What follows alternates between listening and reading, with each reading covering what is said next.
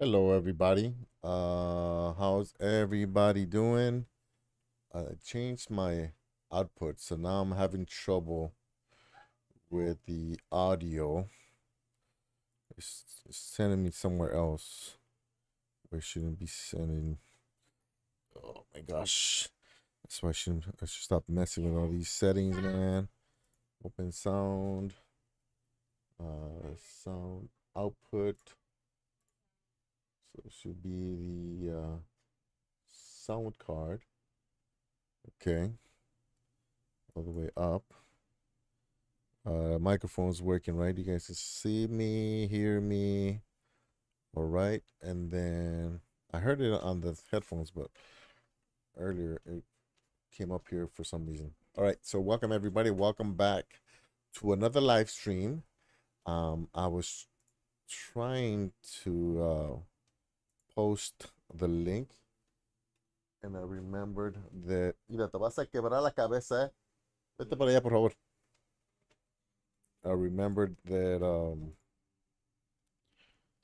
the song is only 3 minutes long, so I wanted to start this. Vete para allá, por favor. Vete para allá. Te lo voy a quitar. Buenas noches. Buenas noches por la tercera vez.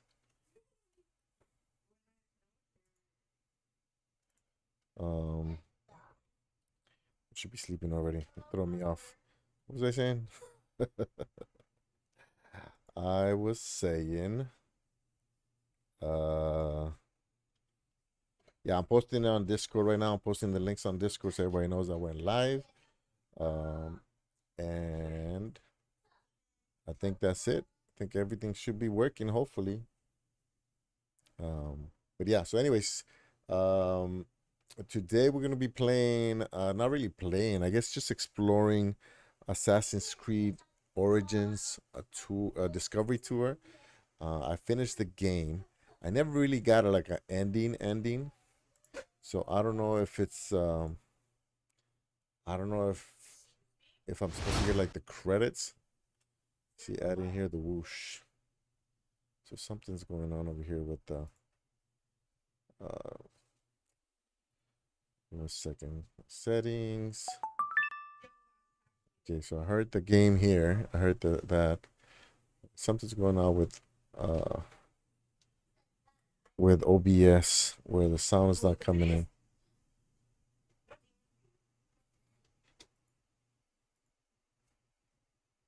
And then we do have a raffle going on. I tried to test it and it wasn't working. So if it doesn't work, then I'll just Hey, cierra la puerta, por favor. Me están dando lata. Streaming, recording, audio. Yeah, I don't know. I don't know if it's advanced. All right. We do it live. We do it live. And then my actual stream here is super late. Yeah, so I'm assuming that everybody's either sleeping or getting ready to go to sleep. It's 8 p.m. for me, so that's 10 p.m. Pacific. 10, 11, 12, 13, 1 in the morning Eastern.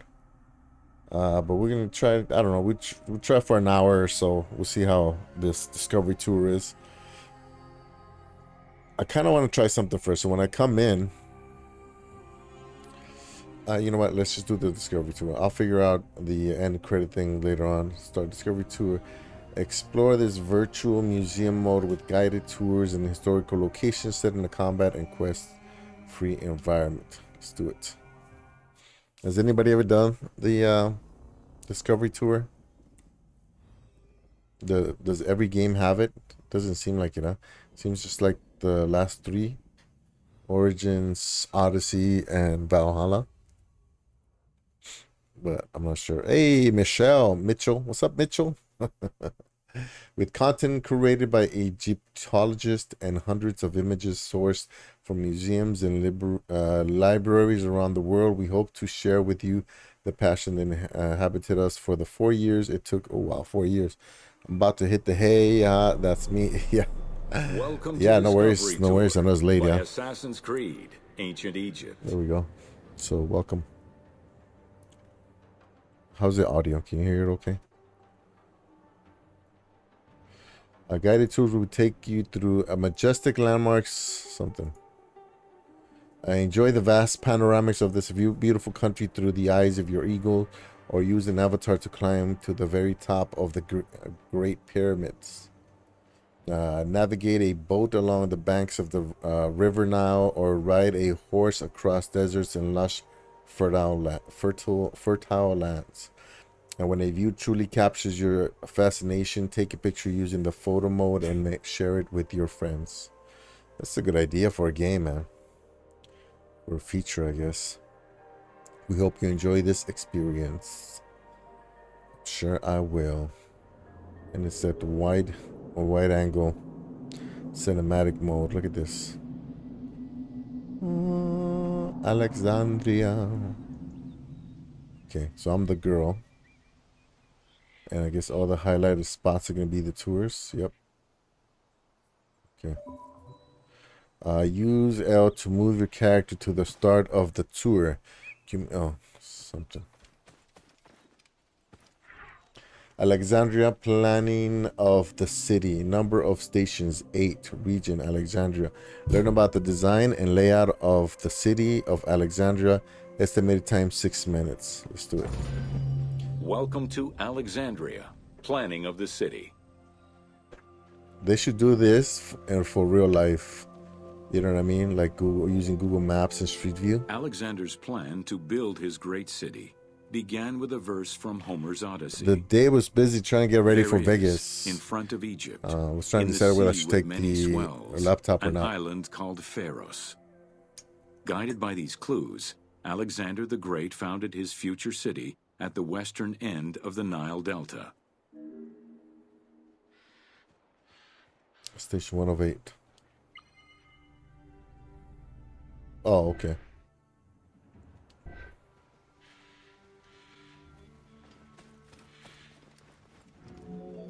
This is cool, man. Though Alexander considered this location ideal for his great city, it presented considerable challenges. Too difficult to access during storms, the surrounding swamps threatened disease, and the limestone soil prevented the growth of healthy crops. However, due to the influence of his mentor Aristotle, Alexander the Great recognized that the true value was its strategic emplacement. Alexander knew that in controlling Pelusium to the I don't know what that means. Memphis to the south, oh yeah, Monday I fly out. Oh, vlog, yeah. He would create a triangular stronghold, allowing him to control the entire delta. It's for work, so it might be boring for most people, but I'm gonna vlog everything and then just make videos of the interesting stuff.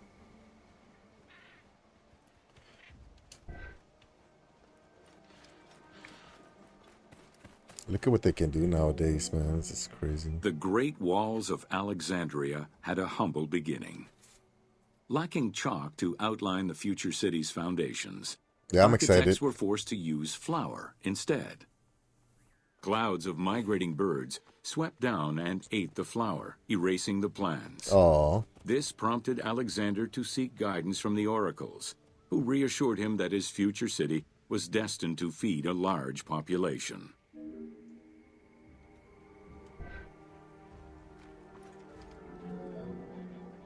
Excavations led by Mahmud Bey el-Falaki in the 19th century revealed that the wall enclosure measured approximately 5.2 kilometers in length and 2.2 kilometers in width.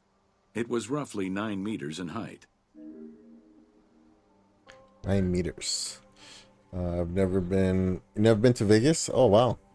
Yeah, I've been twice before. 2 or 3 times. Once with Megu. Oh. At least 2 times. Let's see. One before I deployed. Yeah. Yeah, 2 or 3 times. It's okay. I like the buffets. Everything else is just nice to These look at. formidable ancient walls would resist a number of attacks, including fending off the king of Syria in That can't be a 169 picture, right? BCE. It wasn't until 295 CE that they eventually fell to Roman Emperor Diocletian, and this only after 8 months of relentless assault. Look at the lighting.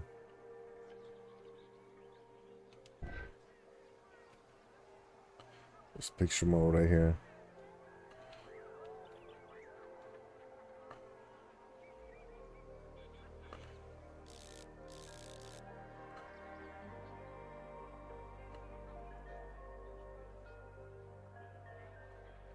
It's nice.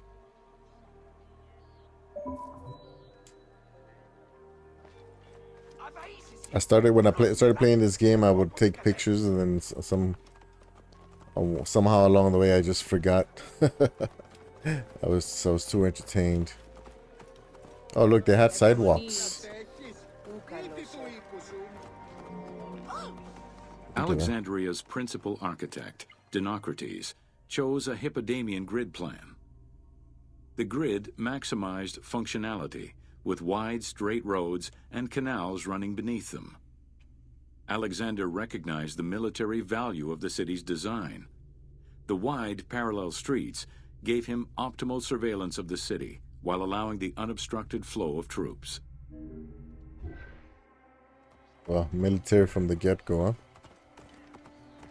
You mentioned they're going to Canada. Yes, so when I come back, I think 2-3 weeks later, I'll go to Thailand, and or right around the time where I'm supposed to come back, which might change because of the Philippine mission.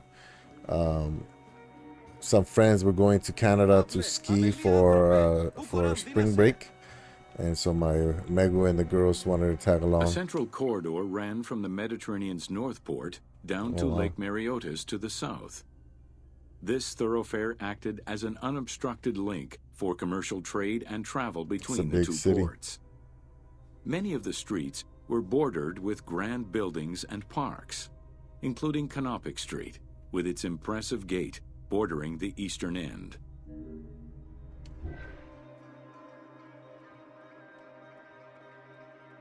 Wait, which one's the eastern end? Right here.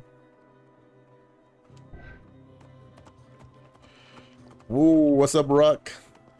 How you doing, man? You said you did the Discovery tool before? Easter is kind of early this year. Ash Wednesday is February 22nd. Oh, wow. That's early. I'm going to already be over in Thailand.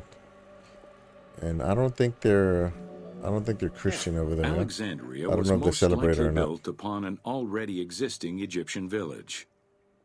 Upon its completion, the Egyptians reviled the city, refusing to call it by its founder's name. Instead, they called it Raked, the building, as a mark of disdain, which was later Hellenized into Rakotis. Despite this, the name Alexandria would remain. So when will you go back to Hawaii? So right now I'm supposed to be flying in on the 16th.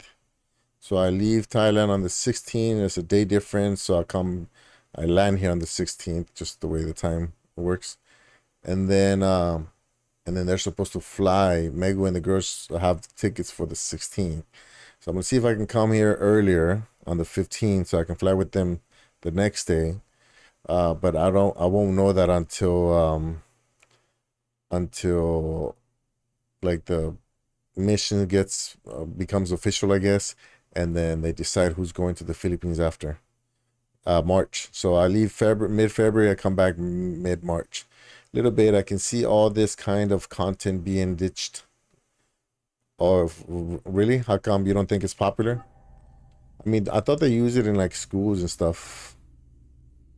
Okay, so that one's done. Introduction to Alexandria, 8 stations. Isn't that the one that I did? Okay, so let's go here. Okay. How do I... Oh, I see.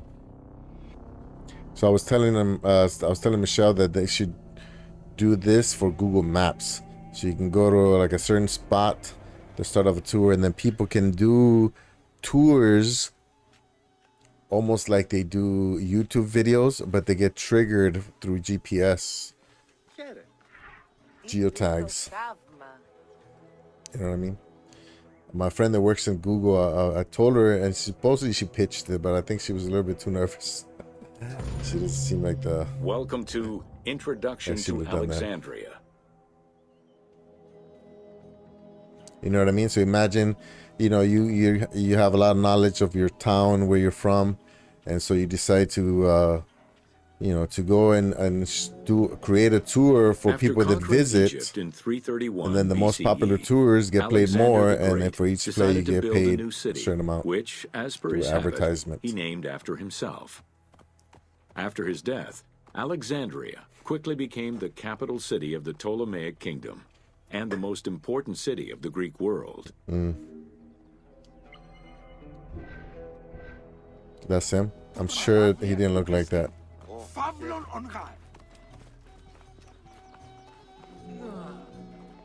The city was built between the Mediterranean Sea and Lake Mareotis, which resulted in Alexandria becoming a crucial cultural hub and trading center.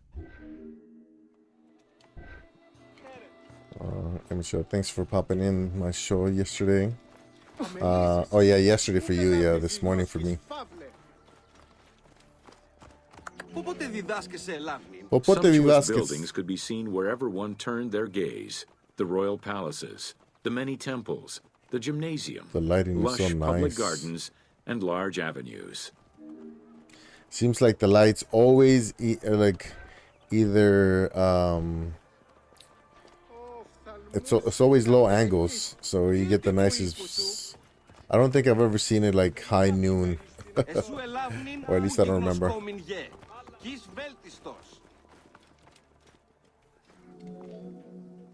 With its incomparable beauty and advantageous geographic location, Alexandria attracted foreigners, intellectuals, and traders. One of the most cosmopolitan cities of the ancient world, Alexandria supplanted even Athens as the most important Greek city in history.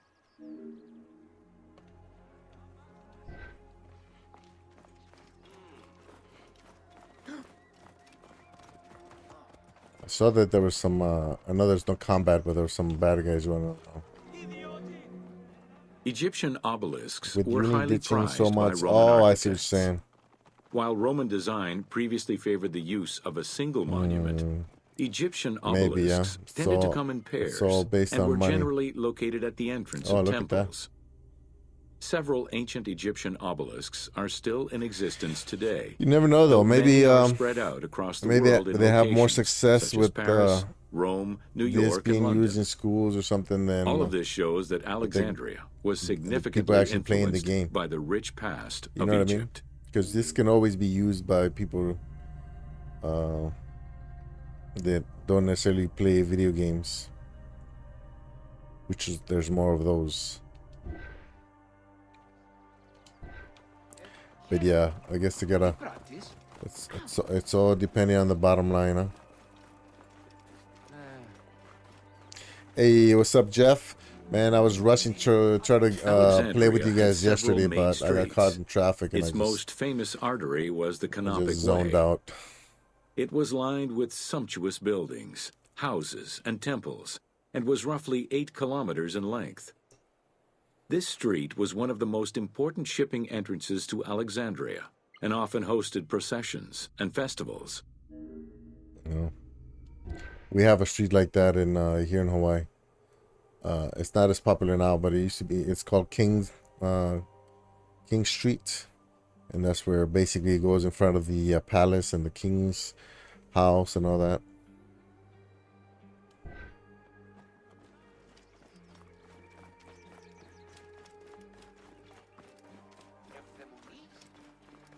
See, like these guys right here. What if I give? Hey! I guess they can't attack me. That's good.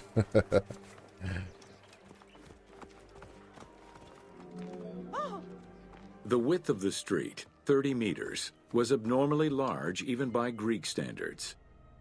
This is likely because the Canopic Way was made in a short span of time and based on an urban plan, as opposed to being slowly built over time, as was usual for the era. 30 meters. Yeah, the streets in Mexico, because they were kind of built, people would just put houses on dirt, and then at some point they realized, okay, we got to get cars through here. So most streets in Mexico are just one lane, and so, you know, people have to like park inside their homes, like their tiny garages, or off the side streets. The Canopic Way originated in the western cemeteries, Good skirted night, the Michelle. gymnasium, Thanks and for stopping then by. exited Appreciate the it. city to head east through massive doorways towards Canopus. This structure was known as the Canopic Door. Canopic Door. Tour complete.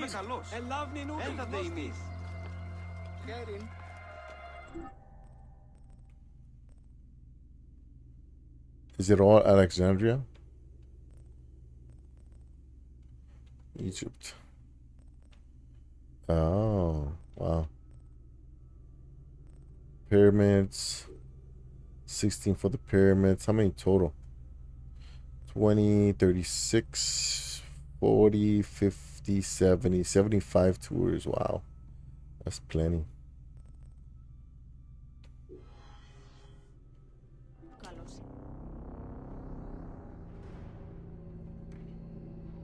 Yeah. Yeah, he's just waking up.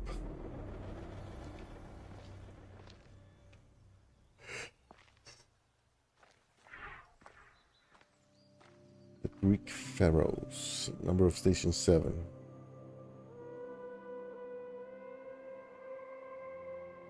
It's funny because I remember all the missions around these areas. Welcome to the Greek Oh, pharaohs. different voice.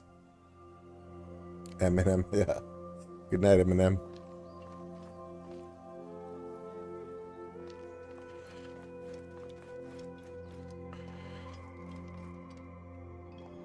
I like this.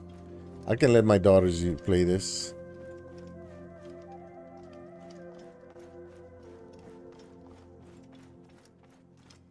Not right now. It's too late. Look at that. Pharaohs were considered divine incarnations of the gods.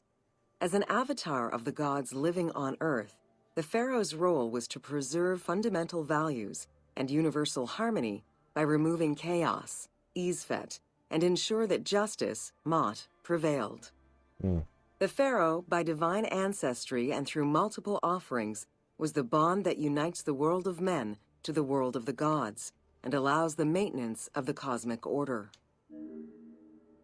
Oh. Let's realize you can zoom in.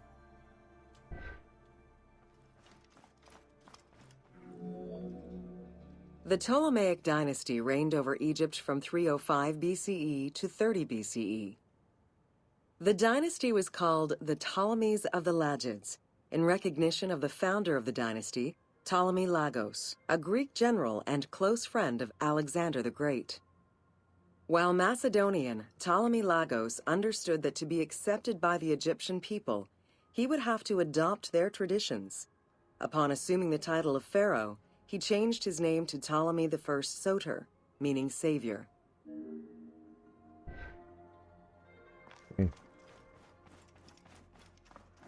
Then trying to keep up with the names is the hard Born part. in 356 BCE, Alexander the Great went through a hasty education in the affairs of the kingdom before integrating into the Macedonian army, where he quickly rose through the ranks.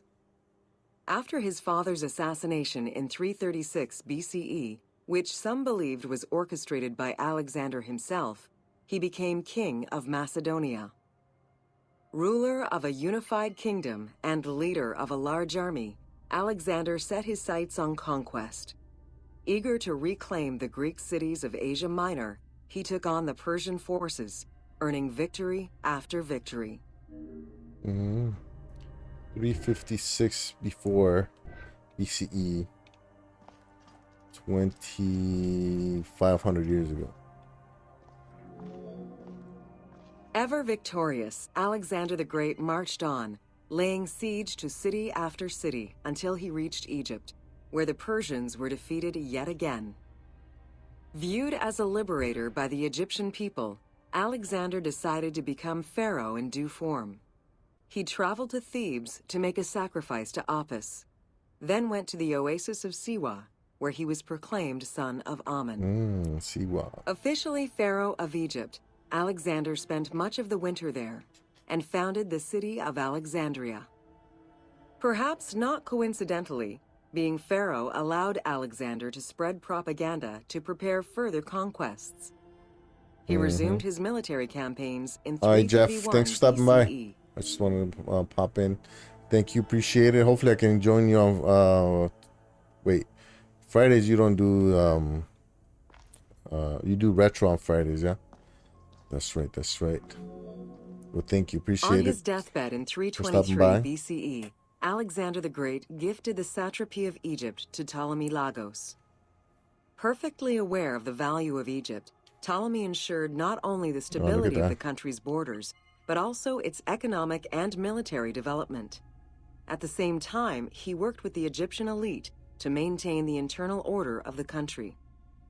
By 305 BCE, Ptolemy, well respected both in Egypt and in the Mediterranean, was at the head of the largest fleet of the Hellenistic world.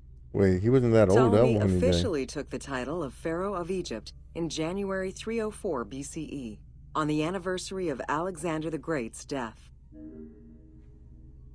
How do they know? Like, it's crazy they know the month and the year.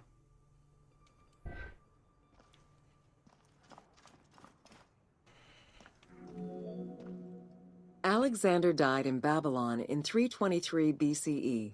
His remains were placed first in a solid gold sarcophagus, and then within another. The casket was carried in an ornate custom wagon, gilded and set with precious stones, and pulled by 64 mules crowned with gold.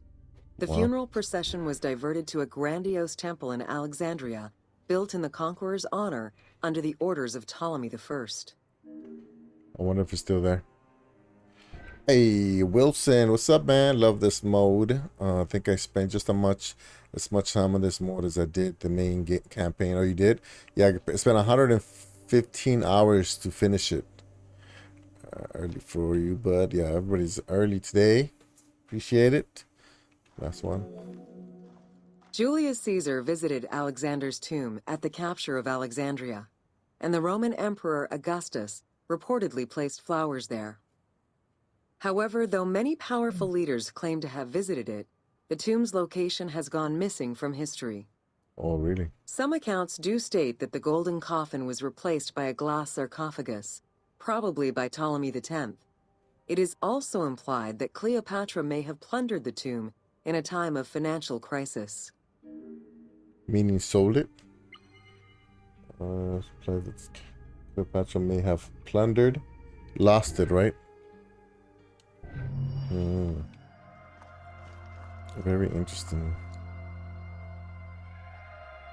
So this is just a representation, but they don't really know where it is then.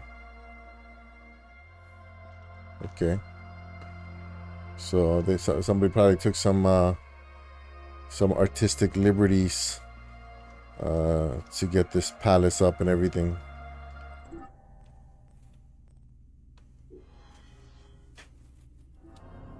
Is it that many hours, Wilson, to finish the tours? It's all 75. Oh no! Look at these guys. I gotta shoot them. Cleopatra, Queen of Egypt. Welcome to Cleopatra, Queen of Egypt.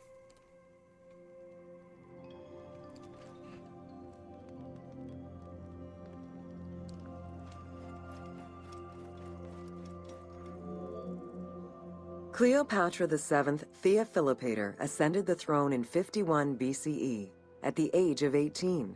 Though her early attempts to maintain power were often challenged, she eventually prevailed and became the sole ruler of Egypt. According to Plutarch, she was the only Ptolemaic pharaoh to speak the Egyptian language. Her intelligence, coupled with a good education and a great political mind, allowed her to make the alliances necessary to maintain the independence of Egypt while Rome was becoming a Mediterranean empire. This is late in the day for us old farts. Yeah.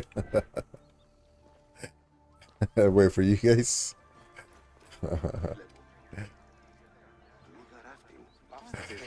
Yeah, it's not quite past my bedtime. But soon, 8:30. It's still early enough. They still have guards, but I guess they don't attack or anything. It is important to understand that Cleopatra's knowledge of Egyptian language and keen understanding of the culture allowed her to make powerful ideological referents that resonated with ancient Egyptians. By associating herself with the goddess Isis, the divine mother, great of magic, and repository of divine essence, Cleopatra firmly established herself as the protector of the two lands and legitimized her place on the throne. So Egypt and what other? Mesopotamia? That's the same area, right? Which two lands?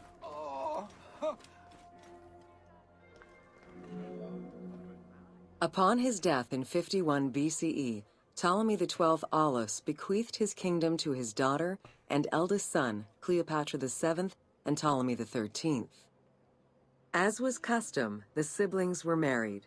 What? The new pharaoh was 10 years old, his sister wife 17. The early years of their reign were not easy. Between 50 and 48 BCE, droughts and floods aggravated Egypt's problems. General Achilles and the royal advisor Pothinos kept intervening in the young ruler's political decisions, and eventually colluded to turn Ptolemy XIII against Cleopatra. By 48 BCE, Cleopatra was in exile. That was part of the game.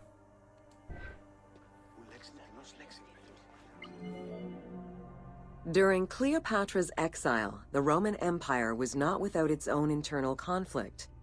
Caesar and Pompey were at war with one another, and after his defeat in 48 BCE, Pompey fled to Alexandria in the hope of finding refuge.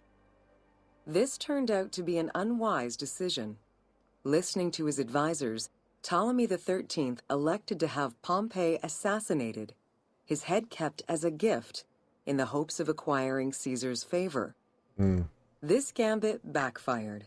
Instead of earning approval, the murder of a Roman greatly angered Caesar.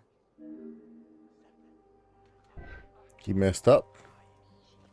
And he got killed by me. No. They did have to do some guesswork, but professors actually reference this game in a lot of university courses as it's one of the best and most expansive representations of early Egypt, surprisingly.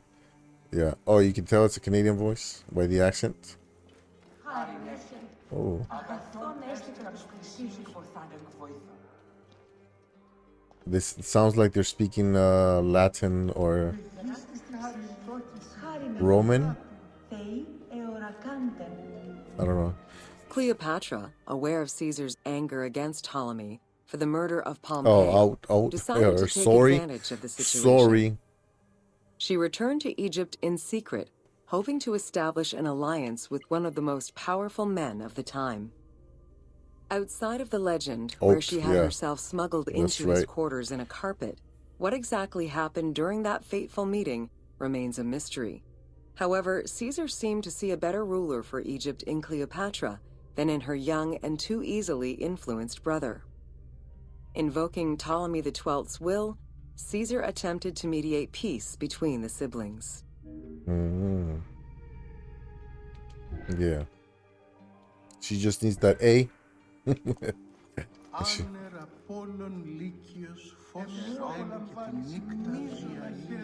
Ptolemy XIII was enraged by the turn of events, and his advisors were none too happy to see Cleopatra return. Urged on by General Achilles and Pothinos, the young pharaoh plotted against Caesar and Cleopatra, resulting in the siege of Alexandria in 47 BCE. It was in March 47 BCE that Caesar defeated Ptolemy XIII's forces. The young pharaoh drowned in the Nile after having fled the battlefield. Oh wow, yeah, that's With what. her opponents dead or powerless, Cleopatra married her other much younger brother, Ptolemy XIV, and finally claimed the throne of Egypt for good. Wow, The end of the Alexandrian War also cemented the romantic and that's political crazy. alliance between Cleopatra and Caesar.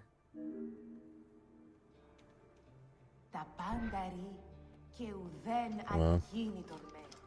Much. Yeah, I wonder how much younger their other brother In was. June of 47 BCE, Cleopatra gave birth to a son, whom she called Caesarion. Caesar did not accept the boy as his heir, choosing instead his nephew Octavian. Nonetheless, on his return to Rome, Caesar invited the queen and her brother husband to stay in the city. Her presence still drew much disapproval from the Senate. Always a strategist, Caesar left 4 legions in Egypt and a man he trusted to direct Egyptian affairs, giving him control of the wheat supplies essential to Rome. Cleopatra and her entourage remained in Rome until March 44 BCE, when Caesar was murdered. Hmm.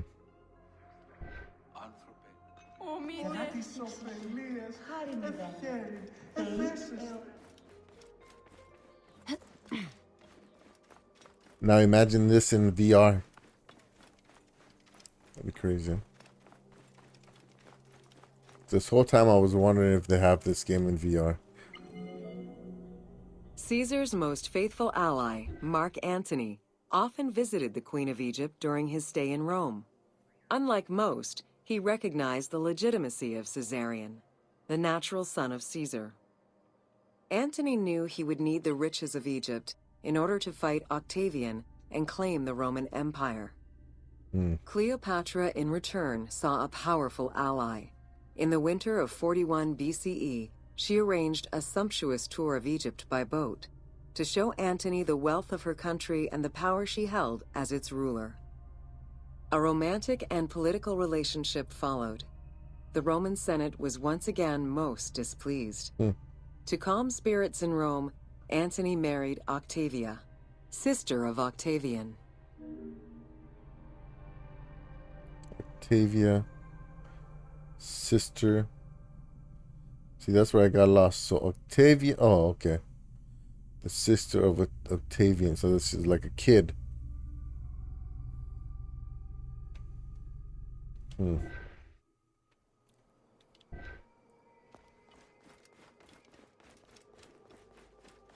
Wait. So he married the Cleopatra's daughter.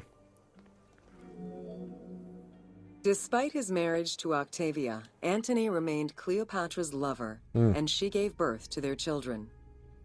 Cleopatra increased her kingdom's territory and started a political propaganda alongside her lover in Egypt and beyond. She hoped to create a Ptolemaic federal empire with Alexandria at its center. Antony eventually repudiated his Roman wife for the Egyptian queen, much to the dismay of the Roman elite. However, while Mark Antony focused on Egypt, Octavian carefully gained military and political ascendancy over him in Rome.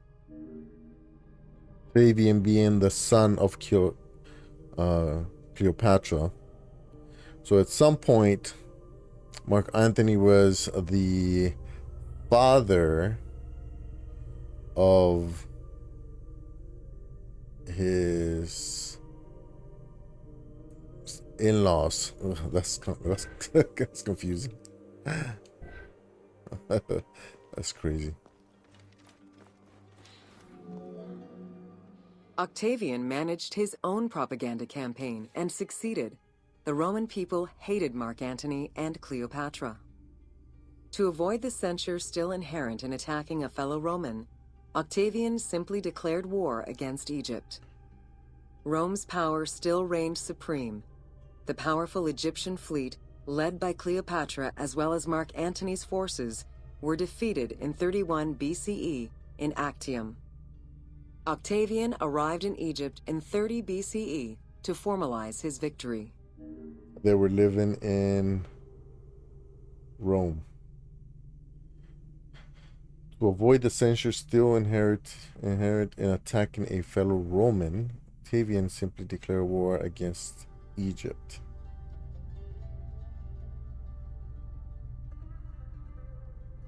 So who was in charge of Egypt? Cleopatra, right? His mom.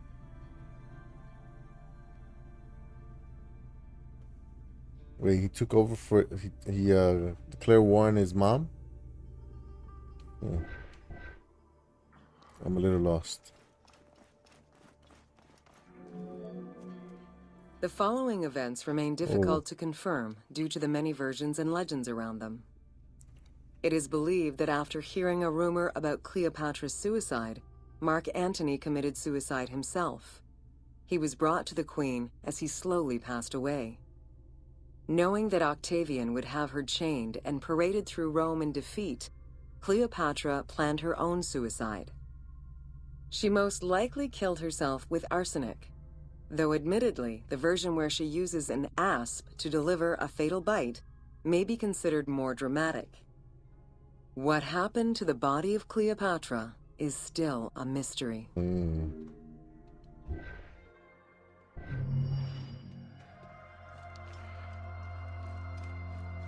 Octavian was the son, right?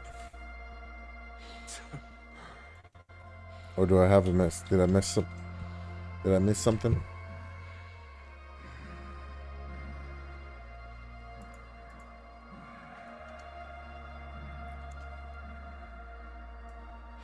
Caesar Augustus, also known as Octavian, was the first Roman emperor. He reigned from that's not it. His death in AD 14. He is known for being the founder of the Roman Principate, which is the first phase of the Roman Empire and is considered one of the greatest leaders in human history. Parents: Julius Caesar. Oh, it is him, yeah.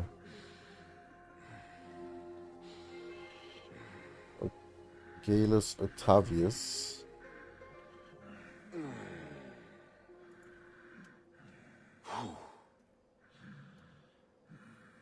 Those guys are breathing hard, man. Mother Atia. Atia was the niece of Julius Caesar and mother of Gaius Octavius, who became the Emperor Augustus through her daughter Octavia. She was also the great-grandmother of Germanicus and his brother Emperor Claudius.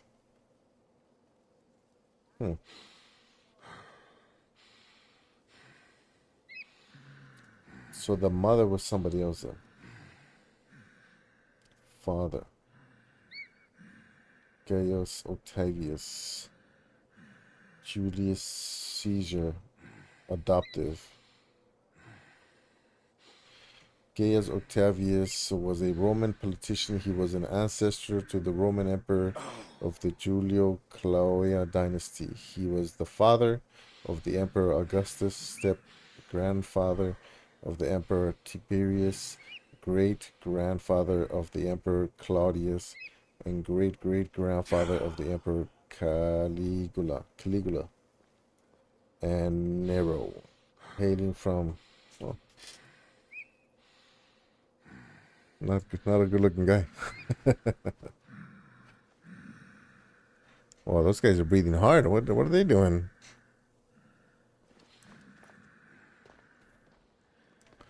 What are you breathing so hard for, man?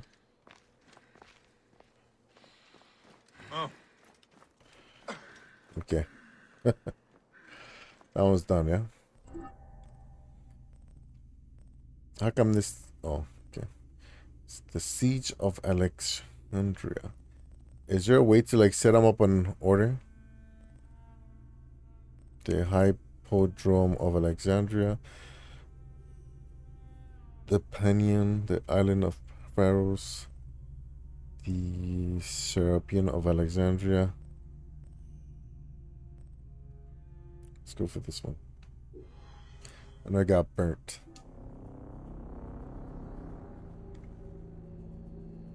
There's a drawing going on, guys. Let me know if you trying to get in. Rock and Michelle get in automatically because of memberships. Type in !! raffle. I see Rock's name on there, so it's working. Wilson, don't forget to. I have a couple Xbox games in there, so don't forget to join the raffle.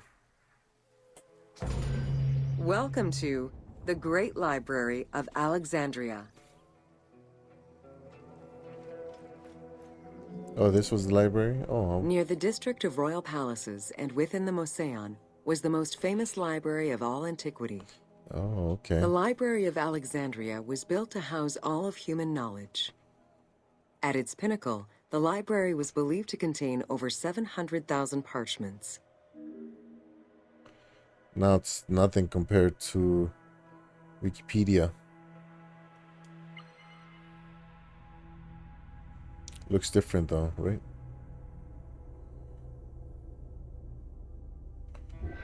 Oh, we know it. That's it. It's the back side. Okay.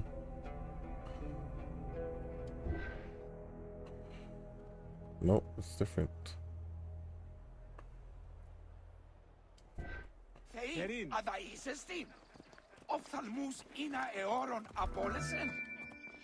Throughout the centuries, fires and wars between Christianity and paganism destroyed the library, leaving nothing behind. The loss of the building, and more importantly, its vast collection, is immeasurable. As no descriptions are available, the team's rendition of the Library of Alexandria was inspired by the visuals of the Library of Chalcis at Ephesus. Throughout the centuries, fires and wars between Christianity and paganism destroyed the library, leaving nothing behind. The loss of the building, and more importantly, its vast collection, is immeasurable. As no descriptions are available, the team's rendition of the Library of Alexandria was inspired by the visuals of the Library of Chalcis at Ephesus.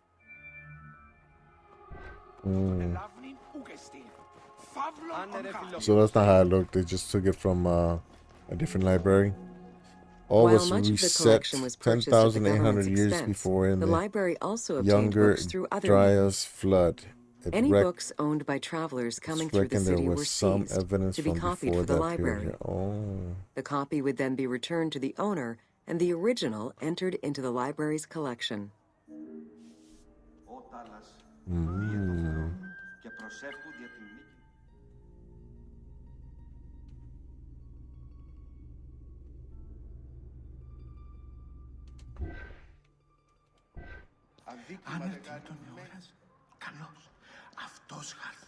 I wonder how they categorized everything.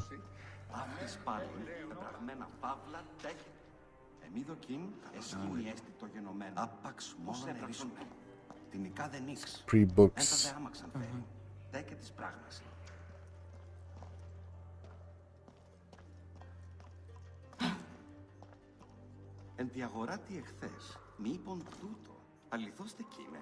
Oh, get in, get on. What happens?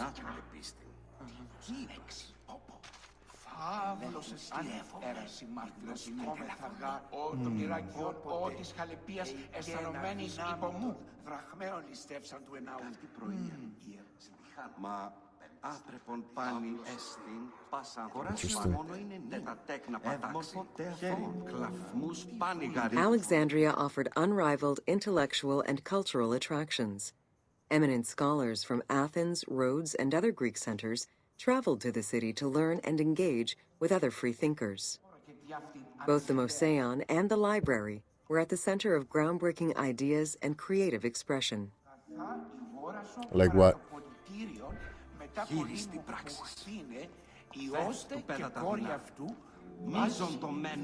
The great minds of antiquity were usually well versed in many disciplines, which were often associated to specific schools of thought. The Peripatetics, the Stoics, and the Cynics were among the most well-known schools of the time. It is clear that Alexandria lived up to its fundamental role as a city for intellectuals, nurturing many great minds whose impact reverberates through our modern world.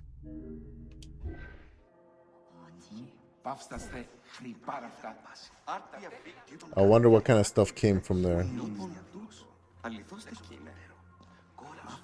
Απέτρεσαν ορμένα παύλα και διεφθαρμένα.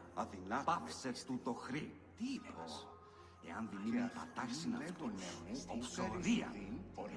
It's just cleaning.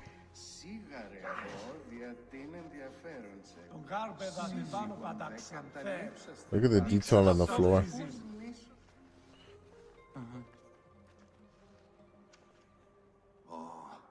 Της εντροπίας τέκε της ανεσχυνδίας. Ουδεπόποτε έικα συναισθήνε Interesting. ανίσον ταν μέγαν. Ταβερνέκο τι είναι, τέκε ίνον πιώσετε μέχρι πρωίου. I wonder what they're saying. Hypatia of Alexandria was a Greek mathematician, philosopher, astronomer, and inventor. Though born in Greece, she eventually migrated to Alexandria, like many great minds of the time. It is there that she became the head of the Neoplatonist school of Alexandria. From most accounts, she was highly respected by her fellow Alexandrians, both as a teacher and a philosopher. With her death, the age of great ancient scientific discoveries came to an end. Oh, wow. Oh, that's her?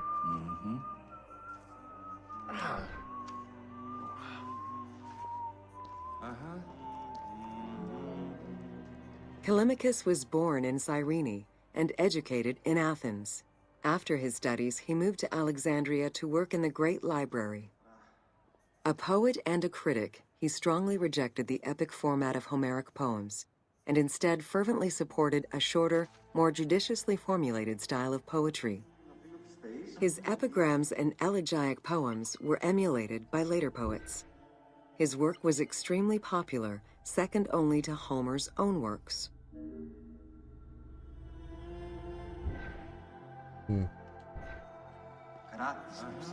All was reset 10,800 years. You saying that that's has to do with the library? Oh, what's this right here?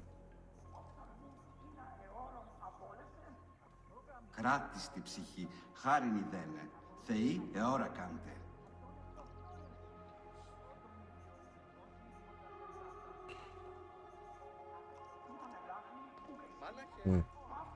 Γερόν.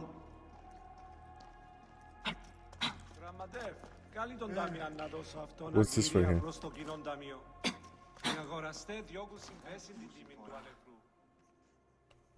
Shouldn't sip.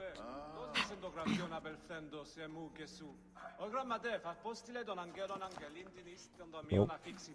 There it is.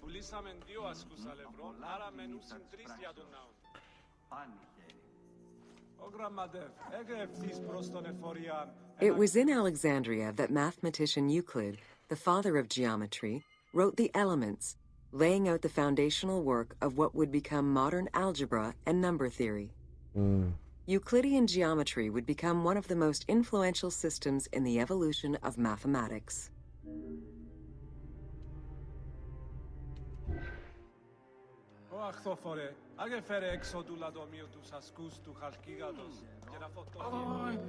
I wonder what kind How of do you calculate the thoughts go through circumference of people the like that. Earth? With a camel, 2 sticks, and shadows cast by the sun. This is what Eratosthenes of Cyrene described in his principal work, Geography, while he was director of the Great Library of Alexandria. He is credited for the invention of the armillary sphere around 250 BCE.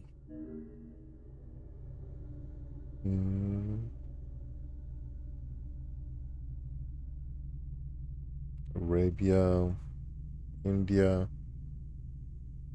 Libya. Libya looks huge.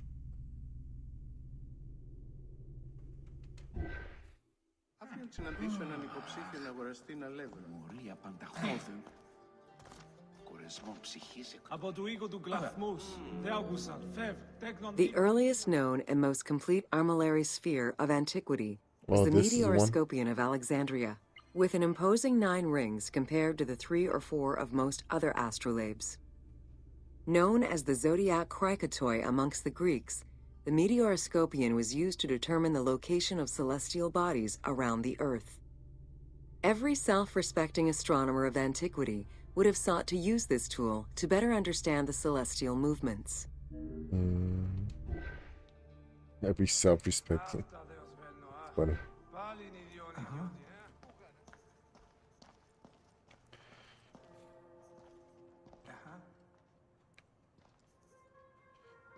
Can you touch this? Yeah, you can.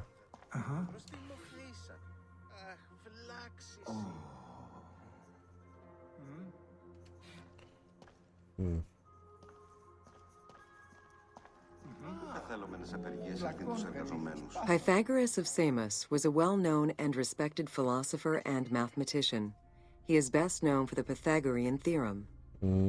However, there is proof that the theorem existed in Babylonia and India long before Pythagoras was born, casting some doubts as to who exactly originated the theorem.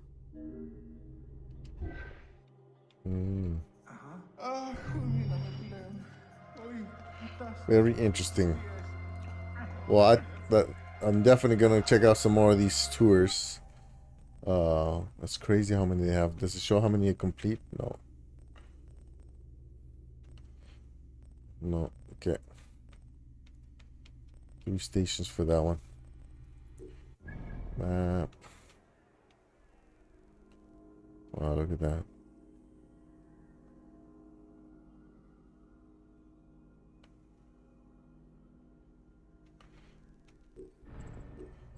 Characters. Oh, you can switch.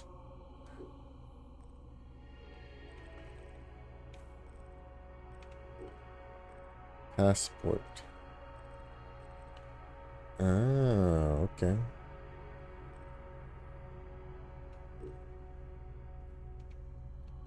Oh, look at that.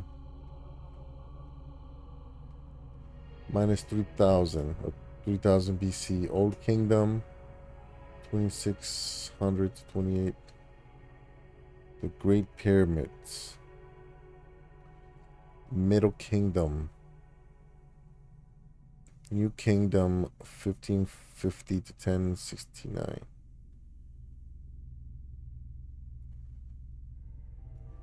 Tutankhamun. Wow. Late period. Ptolemaic era. Cleopatra 69 to 30.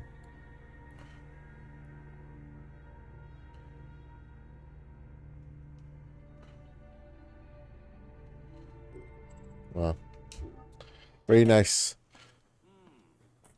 Yeah, this is educational, man. I'm probably gonna see if I can put this on the TV to do with the family. You know what I mean? I know they're probably gonna last only a little bit, but at least they're gonna know about it. And as long as it's a video game, they'll do it. All right, I like that. So I'm definitely gonna explore more of that, and then most likely I'm gonna start. Well, next week I go to Vegas, so when I come back from Vegas, I'm gonna start streaming Assassin's Creed Odyssey, which I already had a few hours in there, probably like, I don't know, 15, 20 hours, but I might have to start over because of the transition over from Stadia to GFN or whatever I played on. But that's it for today. Let me do the raffle real quick. Let's see. Let me change this here, and then we're gonna bring up the wheel. As I mentioned yesterday, Michelle is a member, Rock, you're a member, and then you're gonna get added again. Mr. Urban World didn't stop by today. Les Sanchez. And oh, did Michelle enter it? She didn't enter. Well, she's on there once, so let's see. I'm gonna try to be a little bit stricter. So Rock, you get in there twice. So it's Rock. What if?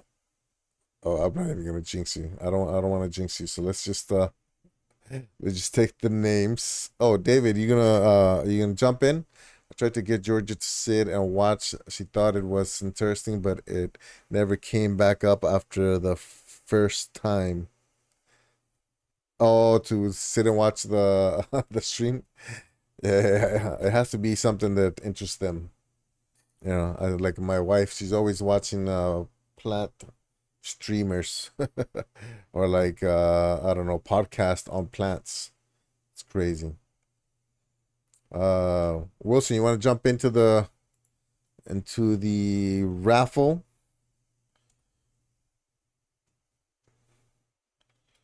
Let me know.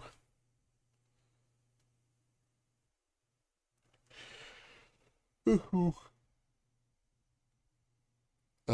didn't play too many games today. I was testing my AR glasses, which are pretty cool. I see you, which are pretty cool because so there's a couple of ways there's two ways you can use it. One is where everything's just in front of you, and when you move your head, everything stays the same. You can move windows left and right, up and down. You can have them all lined up in front of you like this. But the problem with that is that it uses the operating system for the glasses. It uses the app, and so it's not Chrome, right? It's their app that's running everything. So some websites don't really work. So I went on Luna, and Luna was working fine, so that I can have basically Luna. I can play, and I had the Luna controller, and I can turn my head, and then the game stays in front of me over here, right? But when I tried GFN, I guess that web browser is not supported, whatever they're using. They should have just used Chromium if it's open source, and so it doesn't launch. So the other way to do it is where the screen moves with your face like this, and then I found that has the potential to make me dizzy, because when I try to like look at the edges, I mentioned this yesterday, but I found out, because I thought that's the only way that I was going to be able to play video games, but because I was doing some tests today with the browser, and I found out the Luna so far, I haven't tried Xbox, I haven't tried I'm sure PlayStation's not going to work, but so I haven't tried the other one. Did I try Stadia? I don't think I tried Stadia on that thing, since I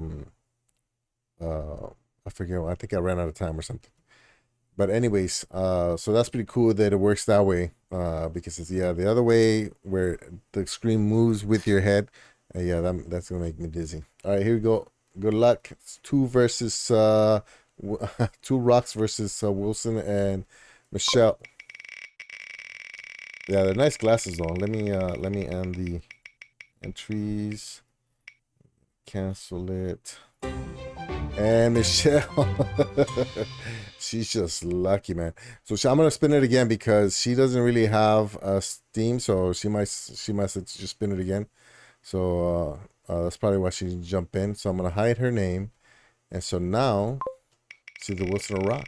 That would have been funnier if it was just Michelle and two rocks, and still there you go, rock. So you have another one. So the list is on the description. Better luck next time, Wilson.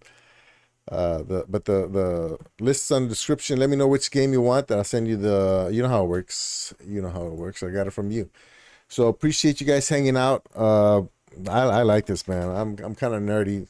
So sometimes, this is the way I see it. So I could spend hours on this, but I know for the stream, it's not the most exciting stream. And therefore, I think an hour is enough.